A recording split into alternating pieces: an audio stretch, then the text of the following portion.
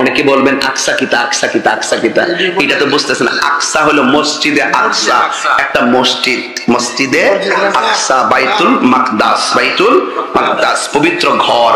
এটা ছিল মুসলমানদের প্রথম কিবলা। এখন যেমনি পশ্চিম দিকে খানায় কাবায় ফিরে নামাজ পড়ি, ঠিক এভাবে আমরা আগে ওই মসজিদে আকসার দিকে ফিরে নামাজ পড়তাম। এটা ছিল মুসলমানদের প্রথম কিবলা। এই মসজিদের পাথরগুলো সমুদ্রের নিচ থেকে তোলা হয়েছিল। এই পাথরগুলো মানুষের পক্ষে তোলা সম্ভব ছিল না, কোন কেরেন দিয়েও তোলা সম্ভব ছিল না। এই পাথরগুলো জিন দিয়ে তোলা হয়েছে। প্রত্যেকটা পাথরের গায়ে সূরা ইয়াসিন লেখা ছিল। এই মসজিদ সেই মসজিদ, যে মসজিদটা ফিলিস্তিনে অবস্থিত।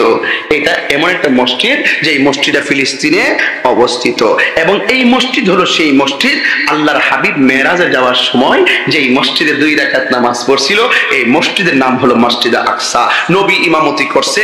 এই মসজিদে নবীর পিছনে 1,24,000 পয়গম্বর মুক্তাদি ছিল।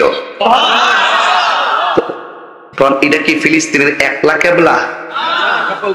বিশ্বের সকল মুসলমানদের কিবলা।